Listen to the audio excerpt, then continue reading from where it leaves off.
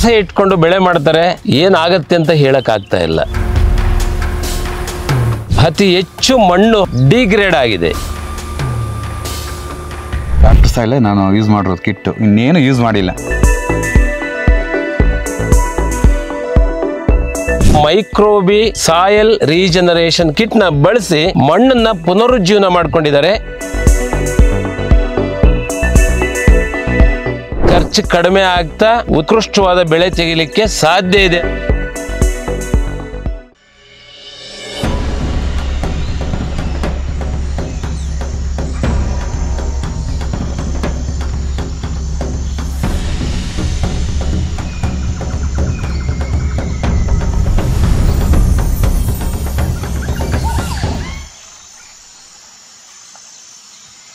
ನಮಸ್ತೆ ರೈತ ಬಾಂಧವರೇ, ನಾನಿವತ್ತು ಕೋಲಾರ ಜಿಲ್ಲೆಗೆ ಬಂದಿದ್ದೀನಿ. ಕಾರಣ ಏನಂತಂದರೆ, ಅತಿ ಹೆಚ್ಚು ಟೊಮೆಟೊ ಬೆಳೆಯುವಂಥ ಒಂದು ಜಿಲ್ಲೆ ಆಗಿದೆ ಇದು.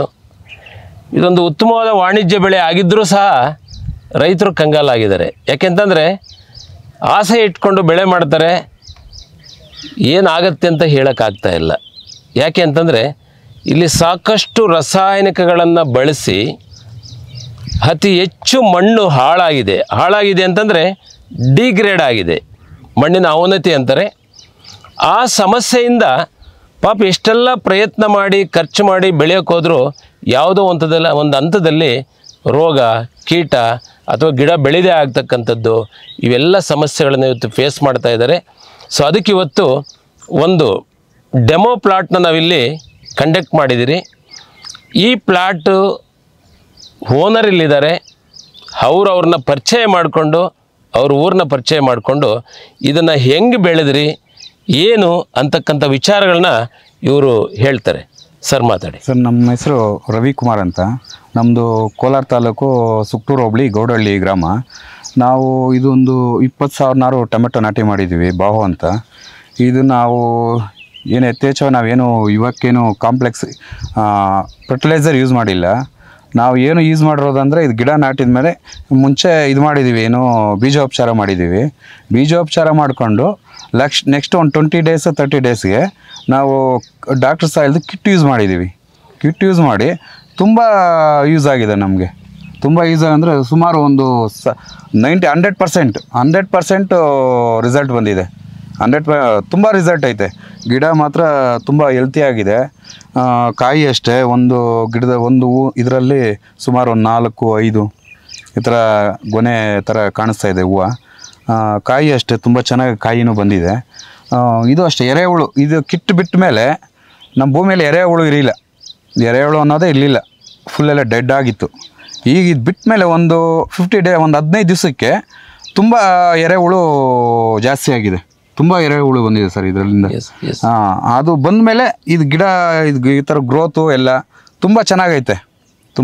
ಅಂದರೆ ಒಂದು 100% ನಾವು ಯೂಸ್ ಮಾಡಿದ್ಮೇಲೆ ನಮಗೆ ಇದಾಗಿದೆ.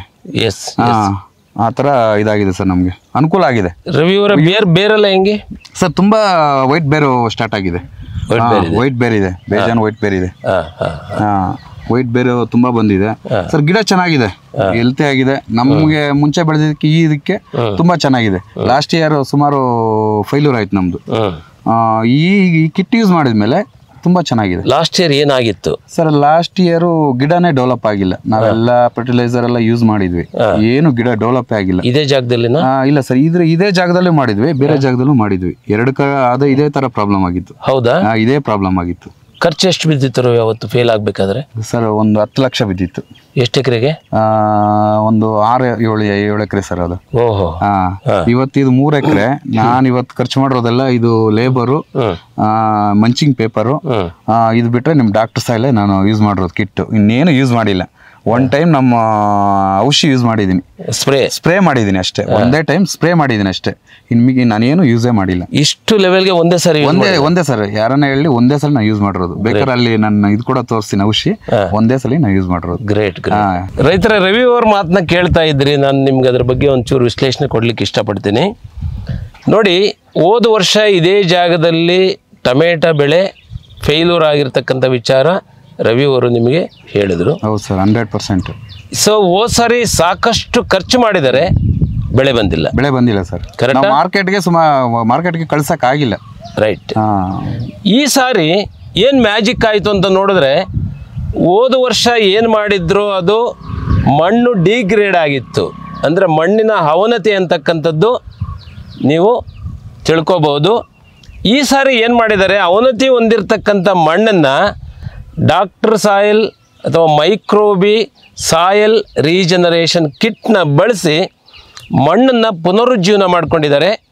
ಮಣ್ಣು ಪುನರುಜ್ಜೀವನ ಆಗಿದ್ದಕ್ಕೆ ಎರೆಹುಳ ಕಾಣಿಸಿದೆ. ಭೂಮಿ ಮೃದು ಆಗಿದೆ. ಎಸ್, ಭೂಮಿ ಮೃದು ಆಗಿದೆ, ಬೇರುಗಳು ಯಥೇಚ್ಛವಾಗಿ ಬಂದಿದೆ. ಹೆಂಗೆ ಬಂತಂತ ನೋಡಿದ್ರೆ ಅದಕ್ಕಿಂತ ಮೊದಲೊಂದು ದೊಡ್ಡ ಬದಲಾವಣೆ ಏನಾಗಿದೆ ಅಂತಂದರೆ, ಇಲ್ಲಿ ಮಣ್ಣಿನ pH ರಸಸಾರ 7ಕ್ಕೆ ಬಂದಿದೆ. ಸೊ 7 pH ಇರೋದ್ರಿಂದ ಈ ಮಣ್ಣಲ್ಲಿ ಎಲ್ಲ ಬದಲಾವಣೆಗಳನ್ನು ತಗೊಂಡಿದೆ. ಎರೆಹುಳು ಬಂದಿದ್ದು, ಅದಕ್ಕೆ ಬಿಳಿ ಬೇರು ಬಂದಿದ್ದು, ನೀರನ್ನ ಹಿಡಿದಿಟ್ಕೊಳ್ಳೋ ಶಕ್ತಿ, ಇವೆಲ್ಲವೂ ಕೂಡ ಮಣ್ಣಿನ pH ಮೇಲೆ ಆಧಾರ ಪಟ್ಟಿದೆ. ಅದು ಸಾಯಿಲ್ ರೀಜನರೇಷನ್ ಕಿಟ್ ಹಾಕಿದ ಮೇಲೆ ನ್ಯೂಟ್ರಲ್ ಆಗಿದೆ. ಎಸ್. ಸೊ ಈ ಥರ ನ್ಯೂಟ್ರಲ್ ಮಾಡ್ಕೊಂಡಿದ್ದರಿಂದ ಇಲ್ಲಿ ನೀವು ನೋಡ್ಬೋದು, ಎಷ್ಟು ನೋಡಿ ಗಿಳಿ ಹೆಸರಿದೆ, ಎಷ್ಟು ಅದ್ಭುತವಾಗಿ ಕಾಣುತ್ತೆ ಅಂದರೆ ಇಲ್ಲಿ ಅಷ್ಟು ಅದ್ಭುತವಾಗಿ ಕಾಣುತ್ತೆ. ಸೊ ಈ ಗಿಳಿ ಹೆಸರಿದೆ ಅಂತಂದರೆ ಅದರ ಅರ್ಥ ಏನಂತಂದರೆ, ಸೂರ್ಯನ ಕಿರಣಗಳನ್ನು ಪರಿಪೂರ್ಣವಾಗಿ ಇದು ಬಳಸ್ತಾ ಇದೆ ಅಂತ. ದ್ಯುತಿ ಸಂಶ್ಲೇಷಣೆ ಕ್ರಿಯೆಗೆ ಇಲ್ಲಿ ಬಳಸ್ತಾ ಇದೆ. ಬಿಸಿಲು ಹೆಚ್ಚಾದರೂ ಬಾಡಲ್ಲ ಈ ತೋಟ. ಇಲ್ಲ ಸರ್, ಬಿಸಿಲು ಇವಾಗ ಬಾಡಿಲ್ಲ ಸರ್, ತೋಟ ಬಾಡಲ್ಲ. ಹೌದು. ಯಾಕೆ ಅಂತಂದರೆ ಇಲ್ಲಿ ಕ್ಲೋರೋಫಿಲ್ ಕಾಂಟೆಂಟು ಯಥೇಚ್ಛವಾಗಿ ಚೆನ್ನಾಗಿದೆ ಅಂತ ಹೇಳ್ಬೋದು.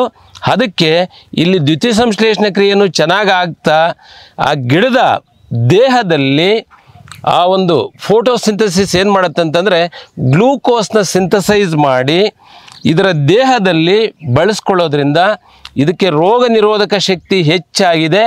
ಅದಕ್ಕೆ ರೋಗ ಮತ್ತು ಕೀಟದ ಸಮಸ್ಯೆ ಕಡಿಮೆ ಇರೋದ್ರಿಂದ ರವಿಯವರು ಹೇಳ್ತಾ ಇದ್ರು, ಇಷ್ಟು ವಯಸ್ಸಕ್ಕೆ ಒಂದೇ ಸಾರಿ ಸ್ಪ್ರೇ ಮಾಡಿದಂತ ಹೇಳ್ತಾ ಇದ್ದಾರೆ. ಖಂಡಿತವಾಗಿ ಯೋಚನೆ ಮಾಡಿ, ಎಲ್ಲಿ ಕಳೆದೋಗಿದ್ದೀರಿ ನಾವು ಅಂತ ಜೀವನದಲ್ಲಿ. ಯಾಕೆ ಅಂತಂದ್ರೆ ವಾರಕ್ಕೊಂದು ಸ್ಪ್ರೇ ಮಾಡಿದ್ರು ಏನು ಇವತ್ತು ಕಂಟ್ರೋಲ್ ಮಾಡಕ್ ಆಗ್ತಾ ಇಲ್ಲ. ಲಾಸ್ಟ್ ಇಯರ್ ನಾನು ವಾರಕ್ಕೆ 2 ದಿವಸ ಮಾಡಿದ್ದೀನಿ. ಎಸ್, 2 ಟೈಮ್ ಮಾಡಿದ್ದೀನಿ ವಾರಕ್ಕೆ. ಈ ಸಲ ನಾನು ಮಾಡಿ ಅದು ಹೇಳ್ತೀನಿ, ಇದು 2 ತಿಂಗಳಾಗಿದೆ. 2 ತಿಂಗಳು ನಾನು ಮಾಡಿರೋದು ಒಂದೇ ಸಲಿನೇ. ಇವನ್ನ 1 ಟೈಮ್ ತಂದಿದ್ದೀನಿ, ಇನ್ನ ಮಾಡಿಲ್ಲ ನಾನು. ಎಸ್, ನೋಡಿ ಎಂತ ಅದ್ಭುತವಾದ ವಿಚಾರ ಇದು. ಅಲ್ಲಿಗೆ ಇಲ್ಲಿ ಇದರ ರಹಸ್ಯ ಇಷ್ಟೇ, ಮಣ್ಣನ್ನ ಪುನರುಜ್ಜೀವನ ಮಾಡ್ಕೊಳ್ಳೋದ್ರಲ್ಲಿ ಅಡಗಿದೆ. ಎಲ್ಲ ಯೂಸ್ ಮಾಡ್ಬೋದು ಸರ್. ಮಾಡ್ಬೋದಲ್ವಾ ಸರ್, ಎಲ್ಲ ಯೂಸ್ ಮಾಡ್ಬೋದು. ಸೊ ಈ ಒಂದು ಮಣ್ಣು ಪುನರುಜ್ಜೀವನ ಕಿಟ್ಟನ್ನು ಅಂದರೆ ಮೈಕ್ರೋಬಿ ಸಾಯಿಲ್ ರೀಜನರೇಷನ್ ಕಿಟ್ಟನ್ನು ನಾನು ಎಲ್ರಿಗೂ ಹೇಳೋದಷ್ಟೇ, ನಿಮ್ಮ ಮಣ್ಣು pH ವ್ಯತ್ಯಾಸ ಇರುತ್ತೆ, ಇದನ್ನು ಅಪ್ಲೈ ಮಾಡ್ಕೊಳ್ಳಿ. ಮಣ್ಣು ಪುನರುಜ್ಜೀವನಗೊಳ್ತದೆ, ಸಾಯಿಲ್ pH ನ್ಯೂಟ್ರಲ್ ಆಗ್ತದೆ. ನಿಮ್ಮದು ಇದೇ ರೀತಿ ಖರ್ಚು ಕಡಿಮೆ ಆಗ್ತಾ ಉತ್ಕೃಷ್ಟವಾದ ಬೆಳೆ ತೆಗಿಲಿಕ್ಕೆ ಸಾಧ್ಯ ಇದೆ ಅಂತ ನಾನು ರವಿಯವ್ರ ಮುಂದೆ ಹೇಳಲಿಕ್ಕೆ ಇಷ್ಟಪಡ್ತೀನಿ. ಹೌದು ಸರ್.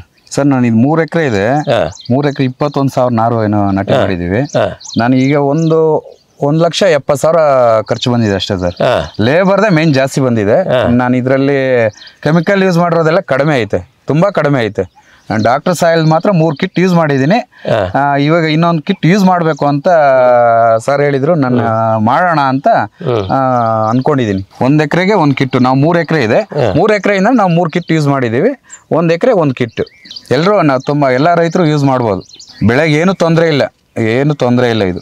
ಓಕೆ, ನಿಮ್ಮೆಲ್ರಿಗೂ ಮಣ್ಣಿನ ಒಂದು ಪುನರುಜ್ಜೀವನ ಹೆಂಗೆ ಮಾಡಬೇಕಂತ ರವಿಯವ್ರ ಮುಖಾಂತರ ಕ್ಲಾರಿಟಿ ಬಂದಿದೆ. ನೀವು ಯಾವುದೇ ಬೆಳೆ ಇರಬಹುದು, ನಿಮ್ಮ ತೋಟದ ಮಣ್ಣನ್ನು ಪುನರುಜ್ಜೀವನ ಮಾಡ್ಕೊಳ್ಳಿ. ಸಾಯಿಲ್ pH ನ್ಯೂಟ್ರಲ್ ಆಗುತ್ತೆ. ಸೊ ಸಾಯಿಲ್ pH ಒಂದು ನ್ಯೂಟ್ರಲ್ ಆಯ್ತು ಅಂತಂದರೆ ಆ ಗಿಡದಲ್ಲಿ ಏನೆಲ್ಲ ಒಂದು ಉತ್ತಮವಾದ ಲಾಭಗಳು ಬರಬೇಕೋ ಎಲ್ಲವನ್ನೂ ಪಡಿಲಿಕ್ಕೆ ಸಾಧ್ಯತೆ ಇದೆ. ಹಾಗಾಗಿ ಅದನ್ನು ಬಳಸ್ಕೊಂಡು ಖರ್ಚು ಕಡಿಮೆ ಮಾಡಿಕೊಂಡು ಮಣ್ಣನ್ನು ಉಳಿಸ್ತಾ ಉತ್ತಮವಾದ ಬೆಳೆನ ಬೆಳೀರಿ ಅಂತ ಹೇಳಲಿಕ್ಕೆ ನಾನು ಇಚ್ಛಿಸ್ತೀನಿ. ಧನ್ಯವಾದಗಳು. ಖಂಡಿತವಾಗಿ ಸರ್, ಮಾಡ್ಬೋದಲ್ಲ ಸರ್, ಎಲ್ಲ ರೈತರು ಮಾಡ್ಬೋದು ನನ್ನ ಅನಿಸಿಕೆ. ಇಲ್ಲ ಬಂದು ನೋಡ್ಕೊಂಡು ಹೋಗೋದು ಬೇಕಾದ್ರೆ. Very good.